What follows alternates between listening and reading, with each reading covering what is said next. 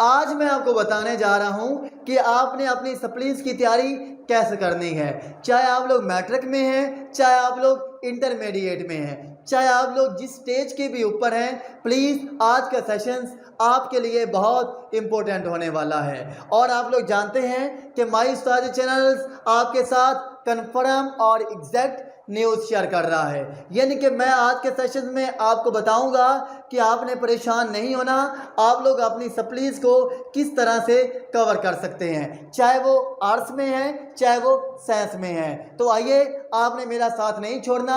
मैंने आपके लिए ये क्या है कुछ पॉइंट लिखे हुए हैं ताकि ये जो हमारी वीडियो है ये लंबी ना हो सके, ये शॉर्ट से शॉर्ट रहे। तो उससे पहले क्या है, आपसे रिक्वेस्ट है, अगर आप लोग माई उस्ताद चैनल्स के ऊपर नए आए हैं, पहली बार आए हैं, तो प्लीज़ चैनल को सब्सक्राइब कर लें। तो आइए चलते हैं। ये बेटा मैंने अभी क्या आपके सामने लिखा है, उर्दू, पाक स्टडी, इंग्लिश और इस्लामियात। ये अब हमारे पास क्या है, कंपल्सरी, यानी कि ये हमारे पास क्या है, आर्ट्स वाले subject, math, physics, bio, computer और केमिस्ट्री, ये अब हमारे पास क्या है, साइंस वाले सब सब्जेक्ट। ओके, अब आप बेटा चाहे आपकी इस कैटेगरीज में सप्ली आई है, चाहे आपकी इस कैटेगरी में सप्ली आई है, चाहे आपकी इन दोनों कैटेगरीज में सप्लीज आई हैं, तो मैं आज आपको बताऊंगा कि आपने अपनी सप्लीज की तैयारी कैसे करनी है।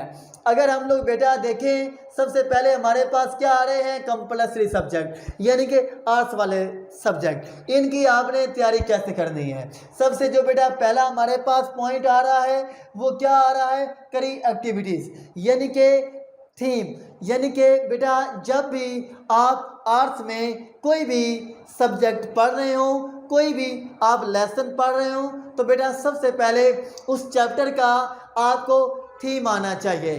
थीम से मुराद क्या है कि बेटा पहले क्या है, आपने उस चैप्टर को अच्छी तरह से रीड कर लेना है। यानी कि फ़र्ज़ किया कि बेटा वो हमारे पास चैप्टर नंबर 1 है, ठीक है। फ़र्ज़ किया बेटा वो बुक क्या है, उर्दू है। उर्दू का जो आपका चैप्टर नंबर 1 है बेटा, उसमें हमारे पास क्या आ रहे हैं, 3 पेज आ रहे हैं। तो बेटा जब आप इस सारे क्या है चैप्टर को रीड करेंगे तो ऑफ कोर्स क्या होगा कि बेटा 3 पेज रीड करने के बाद क्या होगा कि आप एक पेज को लिख पाएंगे, या क्या कि आप एक पेज का हाफ हिस्सा लिख लेंगे।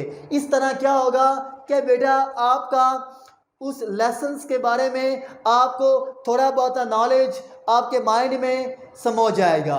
तो इसी तरह सेकंड क्या है बेटे, आपने हेडिंग याद करनी है, जो कि क्या है कि मैं पहले दिन से बच्चों को बार बार बता रहा हूँ कि बेटा हेडिंग्स कि आप लोग हेडिंग्स याद करें, क्योंकि जो हमारे पास कंपल्सरी मज़ामीन होते हैं, जो हमारे पास ये आर्ट्स वाले मज़ामीन होते हैं, इनमें क्या होता है कि लिखना बहुत पड़ता है। इनमें क्या होता है कि जो हेडिंग्स हैं ये बहुत ज़्यादा होती हैं। तो प्लीज़ आप लोग अच्छी तरह से जो मेन हेडिंग्स हैं ये आप लोग याद कर लें। बच्चे क्या है, एक कान से सुनते हैं दूसरे कान से निकाल देते हैं। बेटा ऐसे तैयारी नहीं होती, क्योंकि आप लोग जानते हैं कि बेटा अब हमारे पास क्या होते हैं, 30 या 40 डेज होते हैं। अगर आप लोग पहले शेड्यूल से चल रहे हैं तो बेटा ऑफ कोर्स आप फेल हो जाएंगे, आप कामयाब नहीं होंगे।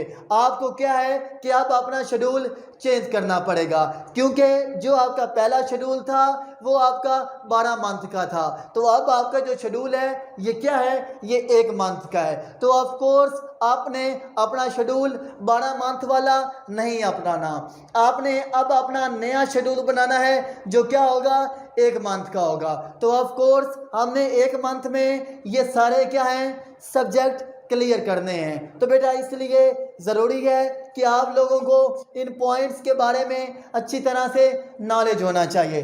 थर्ड जो हमारे पास पॉइंट आ रहा है वो बेटा क्या है, इम्पोर्टेंट वर्ड बोल्ड, यानी कि बेटा जो इस लेसन में इम्पोर्टेंट वर्ड आ रहे हैं बेटा आप लोग उनको बोल्ड कर लें, उनके नीचे लाइन लगा लें, ताकि बेटा वो वर्ड आपको नहीं बोलने चाहिए। उनसे क्या है कि आप लोग कुछ चंद एक लाइनें लिख जाएंगे। सेकंड हमारे पास क्या आ रहा है, क्वालिटी, जो बेटा क्या है सबसे ज़्यादा इम्पोर्टेंट है, वो क्या है, क्वालिटी है। यानी कि बेटा आपने जो भी डाटा लिखना है, आपने जो भी क्वेश्चन लिखने हैं, वो क्या होना चाहिए, क्वालिटी वाले होने चाहिए। यानी कि बेटा उनमें आपने अपनी बातें कम छोड़नी है। जो बेटा रियलिटी है, जो हकीकत है, वो क्या है आपने लिखनी है। आपने बेटा कम लिख लें लेकिन अच्छा लिख लें, क्वालिटी वाला लिख लें, ताकि जो एग्जामर है उसको पता चले कि इस बच्चे ने कुछ ना कुछ काम किया हुआ है। इसको हम लोग क्या बोलते हैं, क्वालिटी बोलते हैं। बेटा ये हमारे पास स्टेप थे जिनसे क्या है कि आप लोग फॉलो करेंगे तो बेटा इंशाल्लाह आप लोग आर्ट्स वाले मज़ामीन, जो ये क्या है कंपल्सरी मज़ामीन है, आप लोग इजीली क्लियर कर जाएंगे। नेक्स्ट हमारे पास क्या आ रहे हैं, साइंसेस वाले मज़ामीन। तो बेटा प्लीज़ समाप्त कर लें। जो हमारे पास साइंस वाले मज़ामीन होते हैं, इनमें जो सबसे काम वाले होते हैं वो हमारे पास क्या होते हैं, MCQs होते हैं। तो बेटा अगर आपके MCQs ठीक हो गए तो ऑफ कोर्स आप लोग पासिंग मार्क्स बड़े आसानी के साथ ले जाएंगे।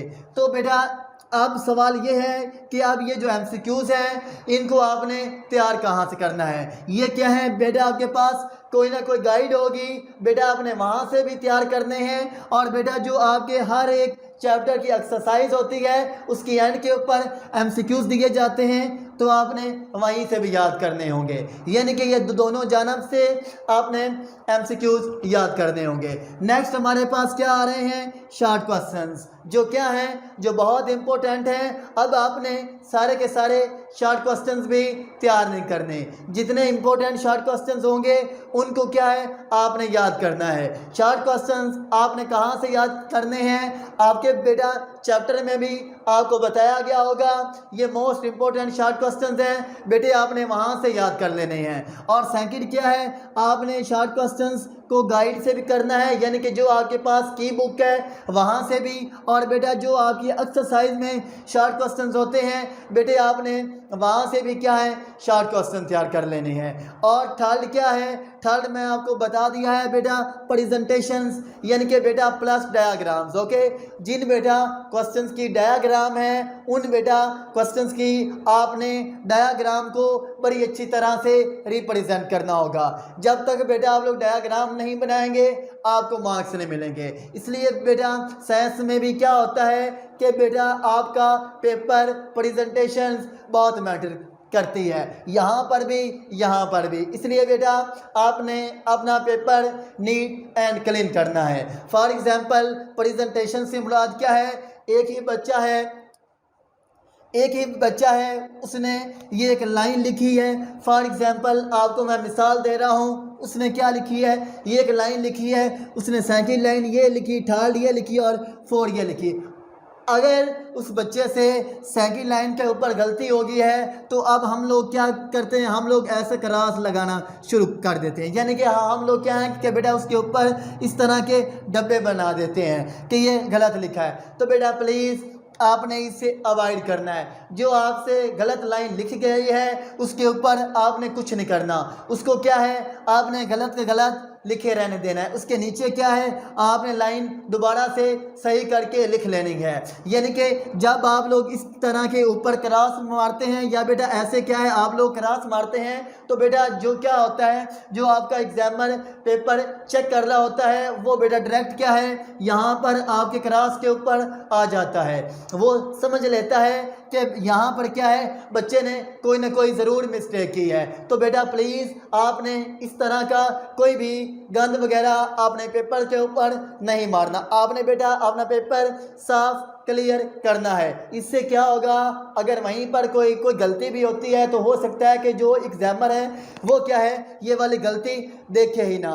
तो बेटा प्लीज़ ये हमारे पास मोस्ट इम्पोर्टेंट पॉइंट थे जो मैंने आपके साथ शेयर किए हैं। और मैं आपके साथ गेस्ट पेपर भी और मैं आपके साथ पेनिंग स्कीम भी शेयर कर रहा हूँ, आपने वो भी देखनी है। तो यार प्लीज़ चैनल को भी सब्सक्राइब करते चले जाना है। आपकी मोहब्बतों का बहुत शुक्रिया होगा। और एंड के ऊपर वही हमारा लास्ट वाला है, अल्लाह आपको कामयाब करेगा। अल्लाह आप कामयाब नासिर हो। अल्लाह हाफिज़।